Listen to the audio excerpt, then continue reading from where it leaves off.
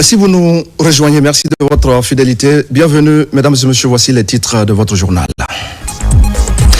La Guinée et l'Azerbaïdjan jettent les bases de leurs relations diplomatiques. Une mission en provenance de Bakou est reçue à Conakry par le ministre des Affaires étrangères. Le début d'une coopération qui s'annonce prometteuse. Et puis, c'est un procès pour l'exemple et pour l'histoire qui s'est tenu ce mardi à Kankan. L'homme à l'origine de la mort de Dame Adama Konaté était devant les juges. L'accusé est reconnu coupable des faits et condamné par le tribunal. Et il sera question de sport avec ses retrouvailles pour l'équipe féminine senior de handball. Les joueuses guinéennes sont en Tunisie au programme des séances d'entraînement pour mieux aborder les prochaines confrontations. Voilà pour le sommaire. Bonsoir à tous, mesdames et messieurs. Bienvenue dans ce journal que nous ouvrons par une série de décrets. Décret 2025-0048 PRG CNRD SGG pour nomination au ministère des Transports. Le président de la République, vu la charte de la transition décrète. Article 1er. Les hauts cadres dont les prénoms et noms suivent sont nommés dans les fonctions ci-après. 1. Directrice générale de la Société nationale des chemins de fer de Guinée, SNCFG, Madame Rose Kasso Tengiano, précédemment directrice générale adjointe de la SNCFG. 2. Directeur général adjoint de la Société nationale des chemins de fer de Guinée, SNCFG, Monsieur Agibou Lamarana Diallo, gestionnaire précédemment en service au cabinet du ministre des Transports. 3. Inspecteur régional des transports de Conakry, Monsieur Mohamed Sherif Aïdara, gestionnaire, matricule 2754-53C. 4. Inspecteur régional des transports de Boké, Monsieur Sekou Bari, juriste, matricule 312-446P en service au ministère des Transports. 5. Inspecteur régional des transports de Farana, Monsieur Mamadouba Bangoura, juriste, matricule 230150S en service au ministère des Transports. 6. Inspecteur régional des transports de Kankan, Monsieur Mori Kourouma, juriste, matricule 251-862J en service au ministère des Transports. 7. Inspecteur régional des transports de Kindia, Monsieur Mamadou Aliou Baldé, juriste. 8.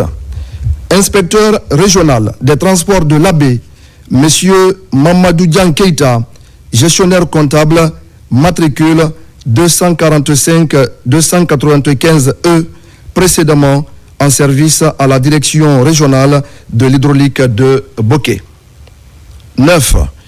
Inspecteur régional des transports de Mamou, Monsieur Omar Bari, économiste, matricule 255-580L, précédemment en service au ministère des Affaires étrangères. 10. Inspecteur régional des transports de Zérékoré, Monsieur Jean-Jacques Lama, gestionnaire, matricule 246-873Y en service au ministère des Transports. Article 2. Le présent décret qui abroge toutes dispositions antérieures contraires prend effet à compter de la date de sa signature et sera enregistré et publié au journal officiel de la République. Conakry, le 8 avril 2025, signé Général Mamadi Doumbouya. Décret D 2025-0049 PRG CNRD SGG portant nomination de haut cadre au ministère de la Pêche et de l'économie maritime. Le président de la République, vu la charte de la transition décrète. Article 1er. Les hauts cadres dont les prénoms et noms suivent sont nommés dans les fonctions ci-après. 1. Conseillère principale, Madame Rabiatou Diaby, consultante. 2. Inspecteur général, Monsieur Luc Mamadi Oliano. 3. Inspecteur général adjoint, Monsieur Boubacar Kamara, précédemment inspecteur général adjoint par intérim. 4. Directeur national de la pêche maritime, Monsieur Mamadou Dramé, précédemment chef de division pêche industrielle à la Direction nationale des pêches maritimes. 5. Directeur national adjoint de la pêche maritime, Monsieur Aboubakar Touré, inspecteur des impôts, précédemment chef du service analyse risque et appui au réseau à la Direction générale des impôts. 6. Directrice nationale de l'économie maritime, Madame Jeanne Damé, précédemment directrice nationale de l'aménagement des pêcheries. 7.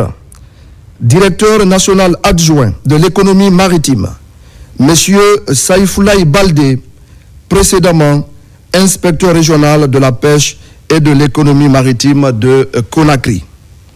8. Directeur général du Bureau de stratégie et de développement, Monsieur Ismaël Tahirou Traoré, gestionnaire de ressources humaines. 9.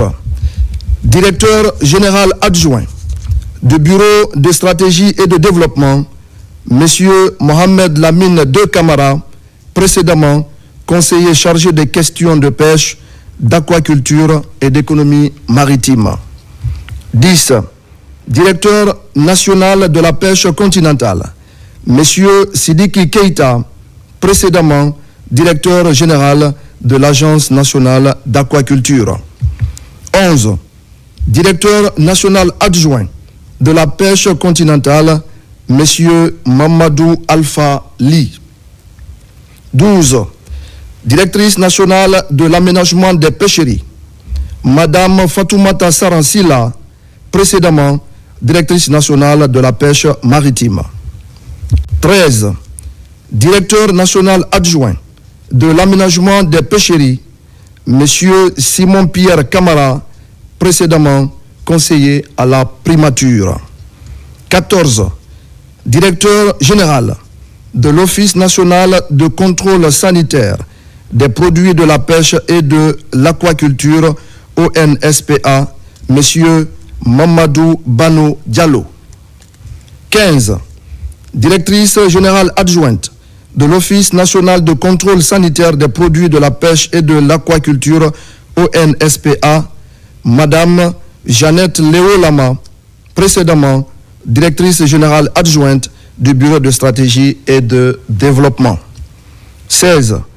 Directeur général du Centre d'appui à la pêche et à l'aquaculture, Monsieur Nama Kabassan Keita, précédemment responsable du suivi évaluation à l'Agence nationale d'aquaculture de Guinée. 17. Directeur général adjoint du Centre d'appui à la pêche et à l'aquaculture, Monsieur Aboubakar Kamara, spécialiste en passation de marché. 18. Directeur général du Centre national de surveillance et de police des pêches, CNSP, Monsieur Guillaume Hawing. 19. Directeur général adjoint du Centre national de surveillance et de police des pêches, CNSP, Monsieur Sekou Kamara, juriste. 20. Directrice générale du Centre national des sciences halieutiques de Boussoura, CNSHB, Dr Mariama Diallo, précédemment directrice générale adjointe du CNSHB. 21. Directeur général adjoint du Centre national des sciences halieutiques de Boussoura, CNSHB, Monsieur Aboubakar Aminata Touré, précédemment directeur national adjoint de l'aménagement des pêcheries. 22. Directeur général de l'Agence nationale d'aquaculture de Guinée ANAG, M. Louis Kamano, précédemment directeur national de la pêche continentale. 23. Directeur général adjoint de l'Agence nationale d'aquaculture de Guinée, ANAG, M. Mamadi Odia Kaba. Article 2. Le présent décret, qui abroge toutes dispositions antérieures contraires, prend effet à compter de la date de sa signature et sera enregistré et publié au journal officiel de la République. Conakry, le 8 avril 2025, signé Général Mamadi Doumbouya. Décret D 2025-0050 PRG CNRD SGG portant nomination des directeurs préfectoraux du plan.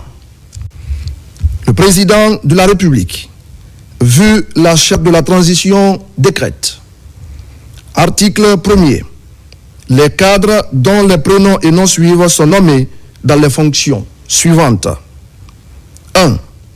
Directrice préfectorale du plan de Koya, Madame Mariama Baldé, matricule 2511-58E, précédemment chef de section chargé de la région administrative de l'Abbé à la direction nationale du plan. 2. Directeur préfectoral du plan de Djubreka, M.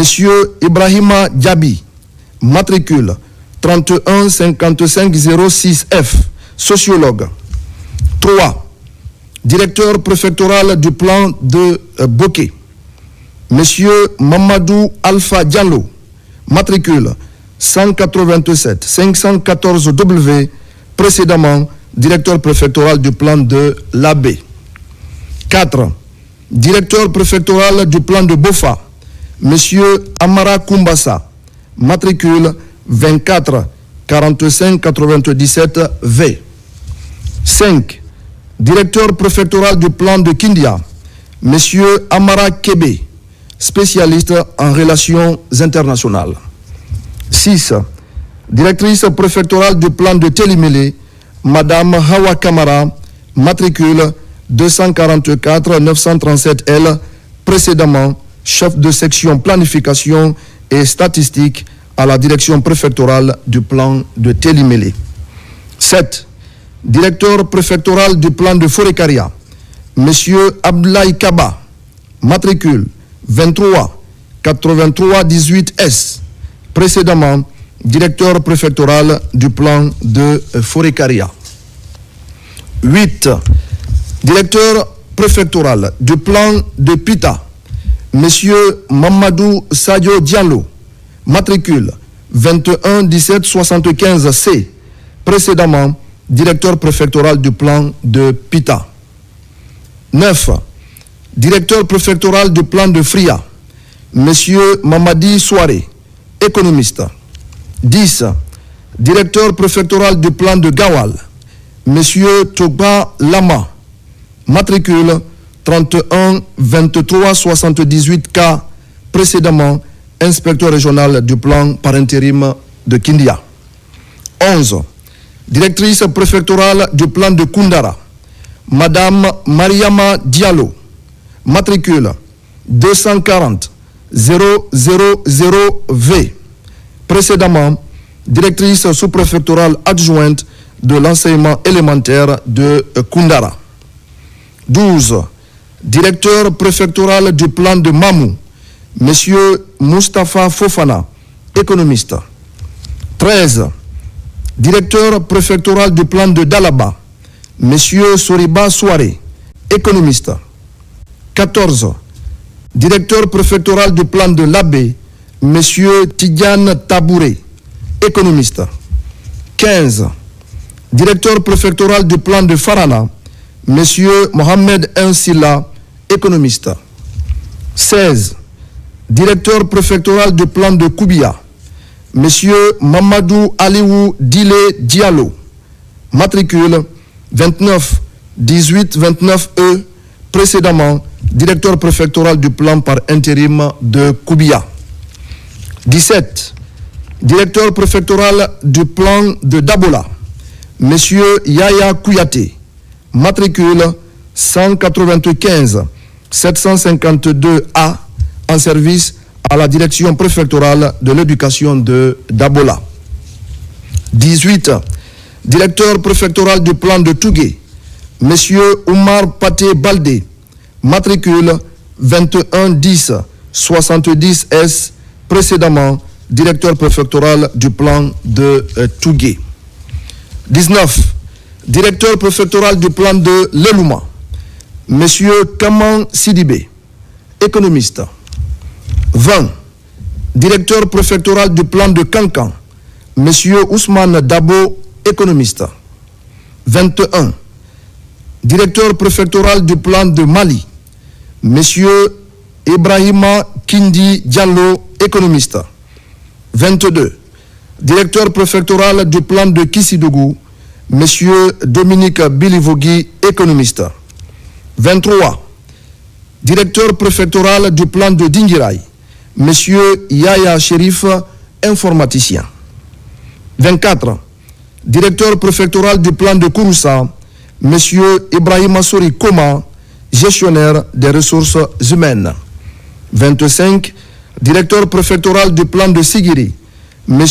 Mamadou Mariama Traoré, matricule 313 780 S, précédemment chef de section chargé de la planification à la direction préfectorale du plan de Sigiri. 26. Directeur préfectoral du plan de Mandiana, M. Mamadou Laho Diallo, matricule 21 2011 W, précédemment directeur préfectoral du plan de Kankan. 27. Directeur préfectoral du plan de Kerouane, M. Mamadi Kamara, matricule 246 806 Z, précédemment directeur préfectoral du plan de Kerouane. 28. Directrice préfectorale du plan de Zérékoré, Madame Léopou Françoise Lama, matricule 212 628 P. 29. Directeur préfectoral du plan de Lola, M. Ahmadou Doubaya Kamara, ingénieur. 30. Directeur préfectoral du plan de Beila, M. Oumar Kamara, précédemment directeur préfectoral du plan par intérim de Beila. 31. Directeur préfectoral du plan de Yomou, M. Mamadi Soumaoro, économiste. 32. Directeur préfectoral du plan de Massanta, M. Sidiki Marega, économiste. 33. Directrice préfectorale du plan de Gekedou, Madame Joséphine Finda Milimono, matricule 212 632 X, précédemment directrice préfectorale du plan de Gekedou. Article 2. Le présent décret, qui abroge toutes dispositions antérieures contraires, prend effet à compter de la date de sa signature et sera enregistré et publié au journal officiel de la République. Conakry, le 8 avril 2025, signé Général Mamadi Doumbouya. Je le disais au sommaire de ce journal, une mission en provenance d'Azerbaïdjan séjourne dans notre pays. Ce matin, le vice-ministre des Affaires étrangères et sa suite ont été reçus par le chef de la délégation guinéenne. Au menu de la rencontre, le début d'une coopération bilatérale entre nos deux États. Reportage Makemed Ozo et Moussa Bangoura. C'est inédit. Une délégation d'Azerbaïdjanaises enfin en Guinée. C'est la première fois qu'une telle délégation de la République d'Azerbaïdjan effectue une mission de travail à Conakry. Cette mission intervient 3 mois après l'accréditation de l'ambassadeur de la Guinée dans ce pays ami. L'objectif est d'explorer les opportunités de coopération entre les deux pays. Et ce que nous espérons de cette visite, c'est d'identifier des opportunités et afin de conclure un accord sur notre visite, et dans le but que nous coopérons dans un sens un peu plus solide et ensuite nous focaliser sur la mise en pratique de cet accord. On souhaite que la même relation continue. L'Azerbaïdjan n'oublie pas le rôle que la République de Guinée a joué il y a de cela 3 décennies en sa faveur. En effet, la Guinée a été le premier pays africain à reconnaître le nouvel État d'Azerbaïdjan. Un petit rappel qui pose les bases d'une coopération bilatérale fructueuse. La Guinée a été officiellement représentée par son ambassadeur qui a présenté ses lettres de créance au président de la République d'Azerbaïdjan. Et immédiatement, le président de la République d'Azerbaïdjan a remercié et félicité le chef de l'État, le président de la République de Guinée, son Excellence le général Mamadi Doumbouya, et a pris la décision d'envoyer 2 mois plus tard une forte délégation gouvernementale pour prendre contact avec la Guinée, voir dans quel domaine nous pouvons coopérer. Et aujourd'hui, ils sont ici avec cette forte délégation pour traduire en action concrète l'engagement de nos 2 présidents qui ont placé leur confiance l'un en l'autre en échangeant des ambassadeurs. Quand je dis toujours que nous ne sommes pas un petit pays, aujourd'hui, nos amis d'Azerbaïdjan ont encore remercié la Guinée parce que la Guinée a été le premier pays africain à reconnaître l'Azerbaïdjan quand il a été indépendant il y a 34 ans. Après le ministère des Affaires étrangères, la délégation est attendue dans d'autres départements ministériels pour un rapprochement économique dans l'intérêt des 2 pays. Et c'est dans ce contexte que les Rwandais commémorent le 31e anniversaire du génocide survenu dans leur pays. En Guinée, la communauté rwandaise s'est mobilisée pour l'occasion. Plusieurs membres du gouvernement étaient à leur côté pour marquer ces moments de souvenir et de communion. Alpha Isiagaba. En 1994, des Rwandais se sont affrontés dans une violence extrême. Un conflit ethnique au lourd bilan humain avec plus d'1 million de personnes tuées en 100 jours, selon les chiffres des organisations internationales. 31 ans après les génocides perpétrés contre les Tutsis, l'ambassade du Rwanda en Guinée se souvient encore de cette période noire de la vie du pays. Ici, entre diplomates et membres du gouvernement guinéen, le génocide est commémoré. Nous nous souvenons des enfants, des femmes, des hommes brutalement arrachés à la vie. De leurs visages, de leurs rires, de leurs rêves interrompus. Nous nous souvenons des survivants qui portent en eux la douleur, la mémoire et la résilience. Nous devons être la voix de ceux qui ne peuvent plus parler. Nous devons transmettre leur histoire sans les diluer, sans l'effacer, pour que jamais l'horreur ne soit reproduite. Nous rendons hommage et nous honorons les victimes ainsi que les survivants du génocide perpétré contre les Tutsis en 1994 dans le souvenir et dans la dignité. La meilleure façon de le faire est renforcer les mécanismes pour prévenir et lutter contre ce crime abominable. Résilience et unité nationale, voici ce qui a caractérisé le peuple rwandais depuis le génocide au pays des 1000 collines. Les plaies se sont cicatrisées et le pardon national a triomphé. Les Rwandais sont restés unis pour la reconstruction de leur pays.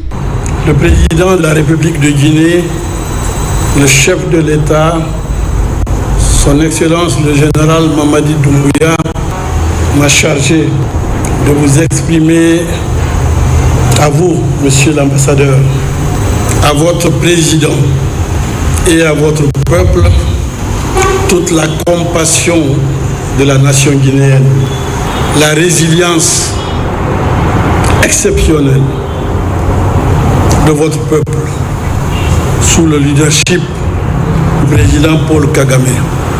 Nul ne pouvait imaginer qu'en si peu de temps, des gens qui se sont entretués puissent aujourd'hui se retrouver et dire « nous ne sommes qu'un seul peuple ».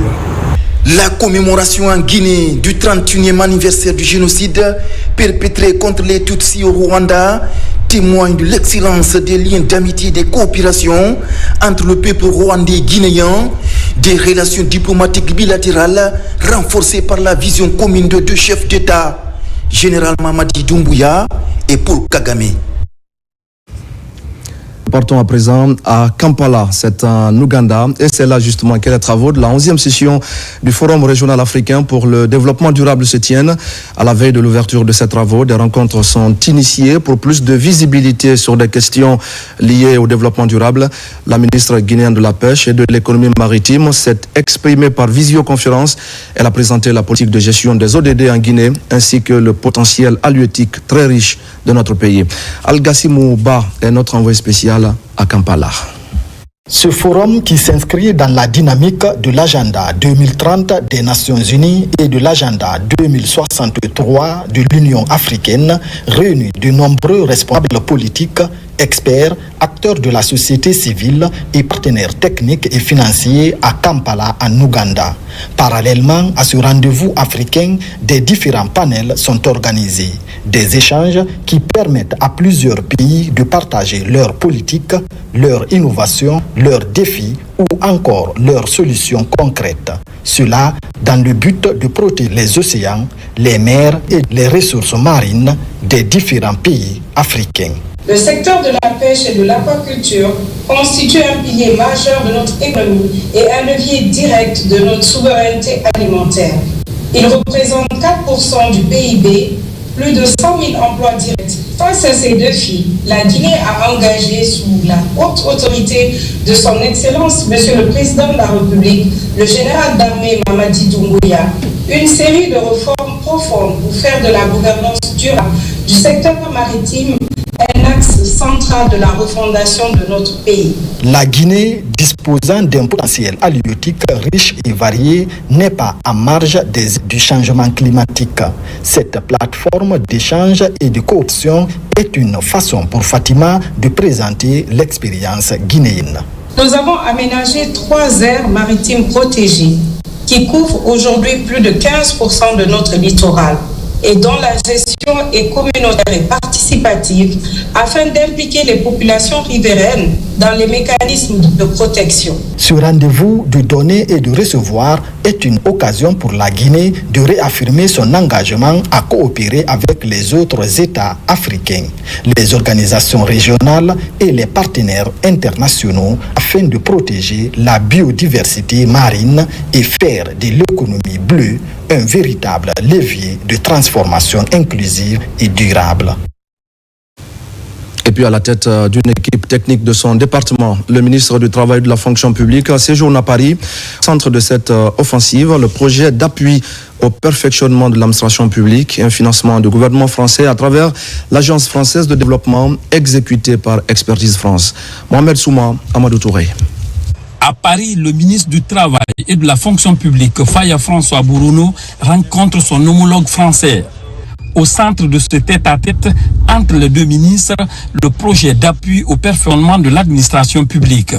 Un programme de modernisation de l'administration guinéenne financé par le gouvernement de l'Hexagone à travers l'Agence française de développement AFD exécuté par Expertise France. Le projet au cœur de cette rencontre entre Faya François Bourounou et Laura Massangeli, ministre de l'Action publique, de la Fonction publique et de la simplification, a pour objectif de renforcer l'administration guinéenne en améliorant la qualité et les compétences de ses agents en dotant celle-ci d'un organisme de formation continue, durable et performant. Dans un programme de refondation et de rectification institutionnelle, ce séjour en France du ministre guinéen de la Fonction publique et du Travail va permettre en outre, dans un environnement marqué par plusieurs recrutements de nouveaux agents à la fonction publique, d'inculquer à ces jeunes cadres d'administration des valeurs du service public et de l'intérêt général tout en leur permettant d'améliorer leurs capacités techniques et opérationnelles. À présent, le contenu de ce communiqué du Conseil national de la transition, communiqué portant convocation d'une plénière. Le président du Conseil national de la transition, CNT, convie l'ensemble des honorables conseils nationaux à une plénière ce mercredi 9 avril 2025 à 11h à l'hémicycle du Palais du Peuple. L'ordre du jour de cette plénière porte sur la délibération autour des amendements du projet de la nouvelle Constitution. Compte tenu de l'importance de l'ordre du jour, la présence de tous les honorables conseils nationaux est exigée. Conakry le 8 avril 2025 pour le bureau, le président du Conseil national de la transition, Dr Dansa Kourma. Et c'est donc un procès très attendu qui s'est tenu ce mardi au tribunal de première instance de Kankan, délocalisé à la cour d'appel. Bangali Traoré, 50 ans, comparaissait pour l'assassinat de Dame Adama Konaté. Les faits se sont déroulés au mois de mars dernier au grand marché de Kankan. Toutes les parties étaient présentes ce mardi au procès. Au terme des débats, l'accusé est reconnu coupable d'assassinat.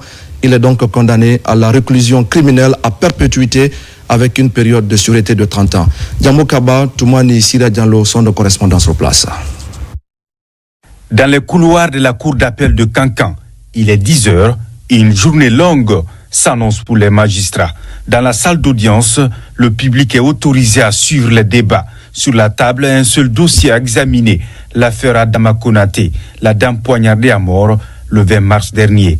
À la barre, l'accusé, la cinquantaine Bangali Traoré, chauffeur de profession, poursuivi pour assassinat. Après les premières interrogations, il reconnaît les faits et demande pardon à la famille de la victime et le peuple de Guinée. Après la réquisition du procureur de la République et des séances de plaidoirie, le tribunal prononce la peine et les dommages-intérêts. Après en avoir délibéré conformément à la loi sur l'action publique, déclare M. Bangali Traoré coupable d'assassinat pour la répression. Le condamne à la réclusion criminelle à perpétuité assortie d'une période de sûreté de 30 ans. En conséquence, le condamne au paiement de la somme de 3 milliards de francs guinéens en faveur des héritiers de feu Adama Konaté. Ordonne la confiscation d'un couteau entassé de sang et d'une machette faisant objet du scellé numéro 017-2005 du 25 mars 2025. Après le verdict final, les parents de la victime se disent soulagés. Pour eux, la justice est rendue. Une victoire du parquet d'instance de Kankan qui exprime sa volonté de protéger les droits de l'homme. L'ambition de ce plan est de faire en sorte que la justice soit plus rapide, plus efficace et plus proche des citoyens. Je suis rassuré aujourd'hui avec cette décision rendue par le tribunal de première instance de Kankan. Les femmes de Guinée sont soulagées. Les larmes sont essuyées. La famille Konaté est également satisfaite, en ce sens où l'accusé a été condamné au paiement d'un montant allant de 3 milliards de francs guinéens au profit de la famille victime. Ça aussi, ça vaut soulagement. Donc en général, nous sommes vraiment contents.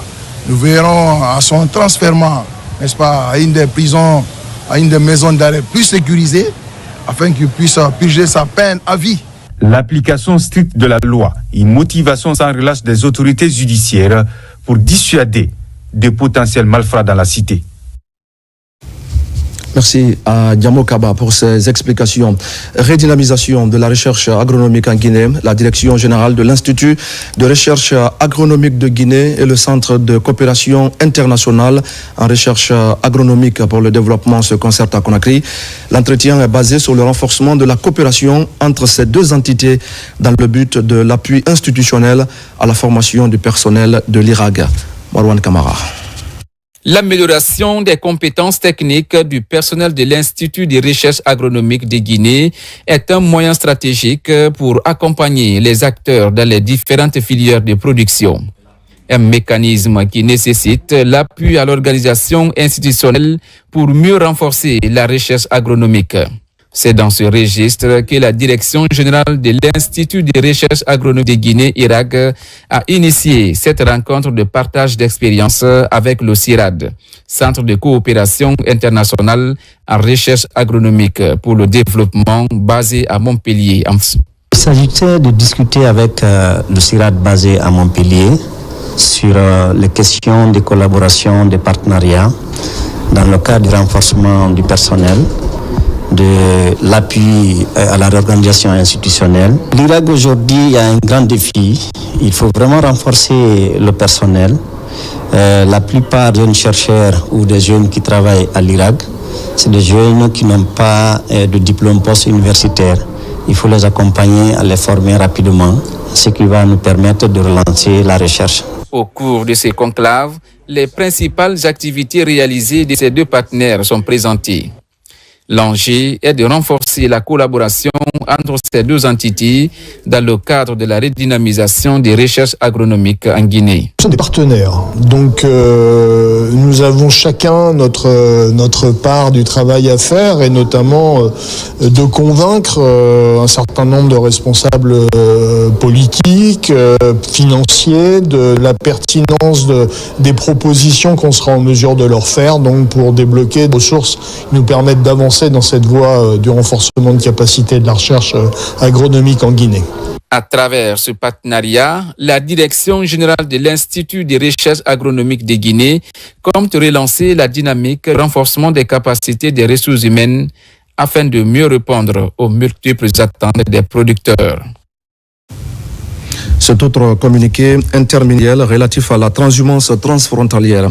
Le gouvernement de la République de Guinée, à travers ses départements ministériels compétents impliqués dans la gestion de la transhumance transfrontalière, informe l'ensemble des acteurs agro-pastoraux qu'une nouvelle mesure a été prise concernant la date de sortie des transhumants du territoire national guinéen.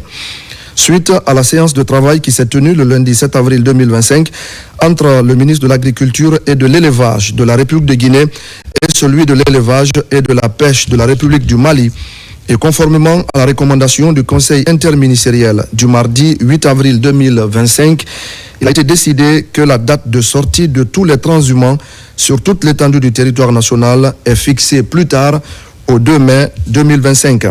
Sont chargés de veiller à l'application stricte de cette mesure les services centraux et déconcentrés des ministères de la Défense nationale, de la Sécurité, de la Protection civile, de l'administration du territoire et de la décentralisation, de l'environnement et du développement durable, de l'agriculture et de l'élevage, ainsi que les fédérations régionales de la filière bétail-viande.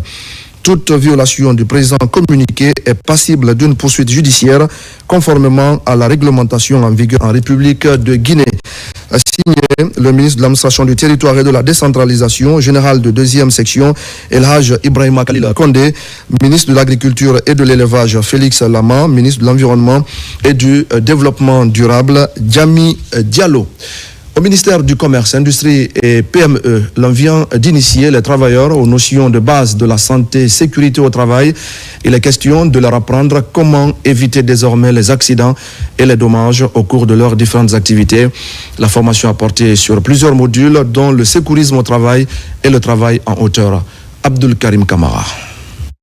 Devant les bureaux, scène inhabituelle pour ces cadres de l'administration publique. Casque vissé sur les têtes, la santé sécurité travail s'invite ce matin dans leur quotidien.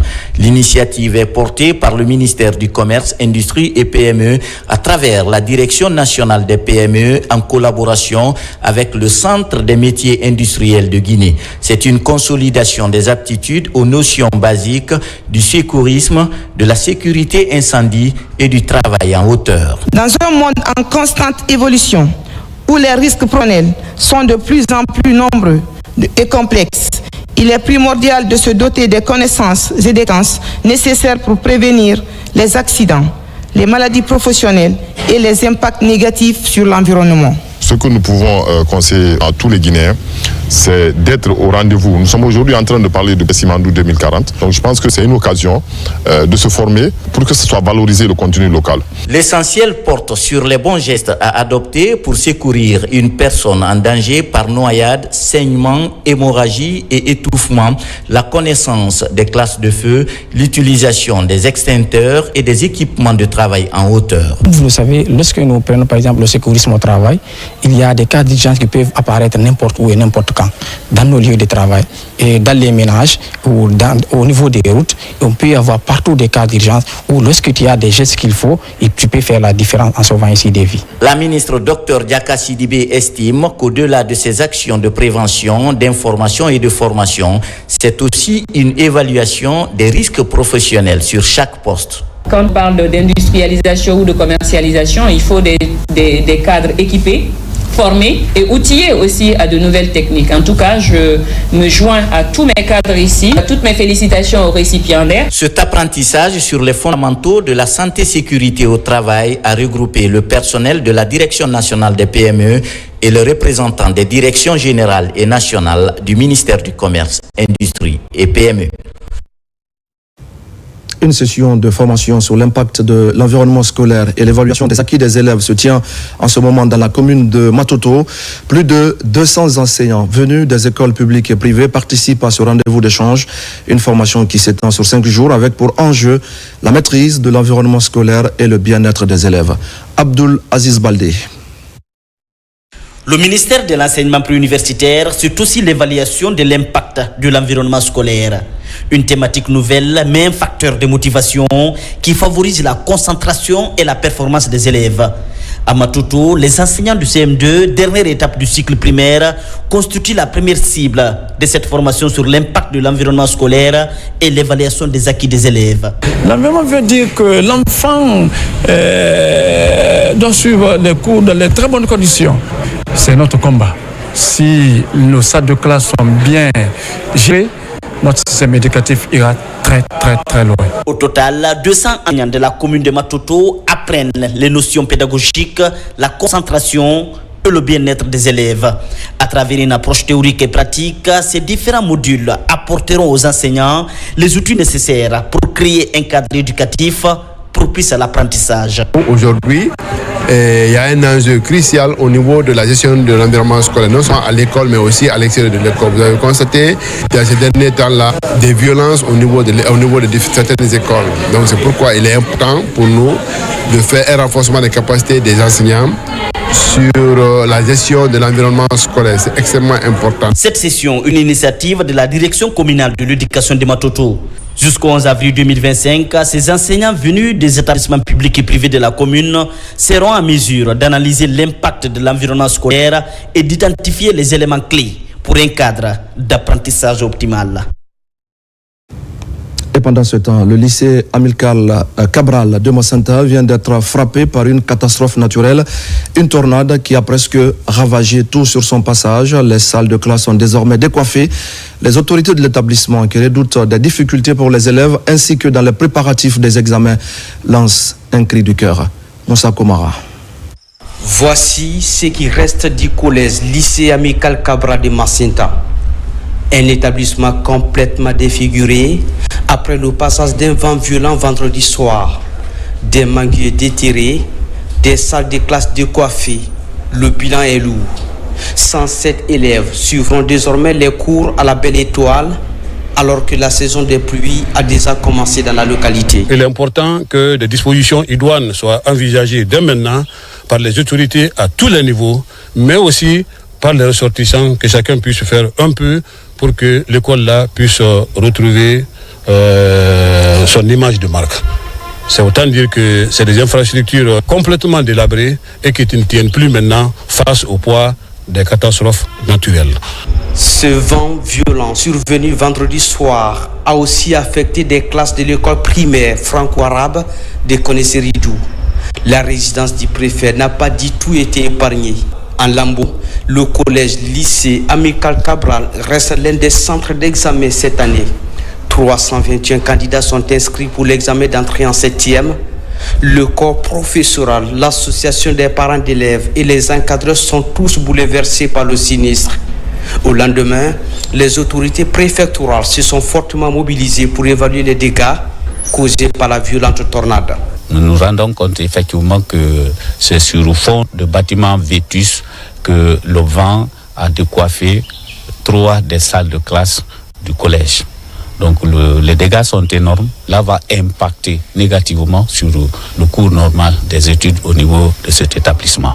Le collège lycée Amilcar Cabral est l'un des plus grands établissements de Macenta. Ces infrastructures construites depuis 1974 ne répondent plus. Aucune rénovation ni entretien. L'urgence s'impose pour sauver l'éducation de ces 861 élèves, dont 359 filles. L'actualité sportive, je le disais au sommaire, c'est le Sili Handball Senior Dame qui est en regroupement en Tunisie. Ce stage d'une semaine va permettre à l'équipe féminine de se retrouver, mais aussi de suivre des séances d'entraînement intenses dans la perspective des prochaines confrontations. Bintia Kondé. C'est une équipe à ossature mixte composée de professionnels et de joueuses évoluant dans le championnat national. Une image qui dénote l'importance qu'accorde la Fédération guinéenne de handball dans la valorisation des talents locaux.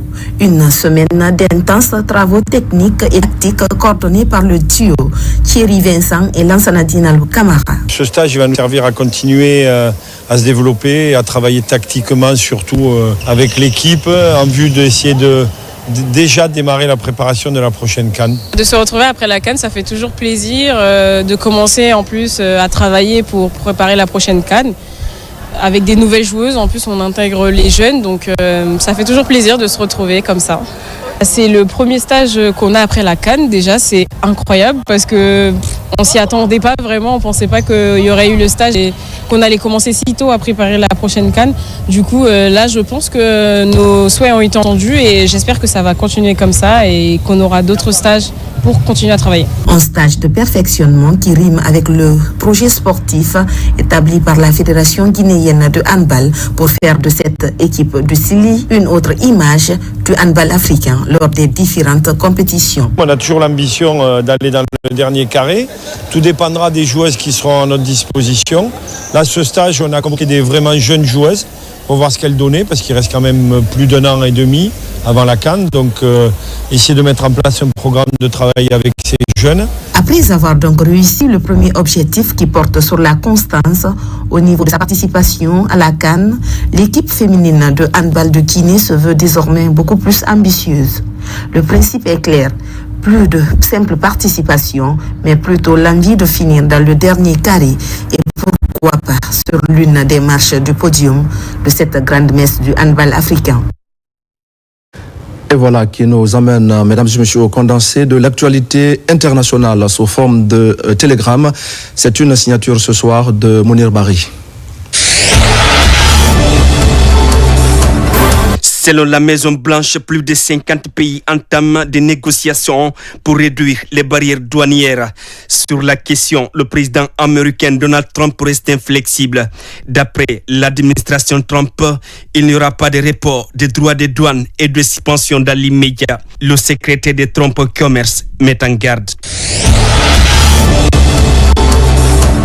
Démantèlement des camps de migrants installés en Tunisie. Ces hommes et ces femmes originaires d'Afrique subsaharienne s'exposent à un spectacle impuissant et péréluisant. Après cette découverte, les migrants sont désemparés. Une situation dramatique, c'est l'Organisation internationale pour les migrants et les autorités tunisiennes. Un incendie ravage depuis hier un centre de tri de déchets dans le nord-ouest de Paris. Pas de pertes en vies humaines, mais les dégâts sont impressionnants. Malgré les efforts déployés par les services spécialisés, pour l'instant, le feu n'est pas encore maîtrisé.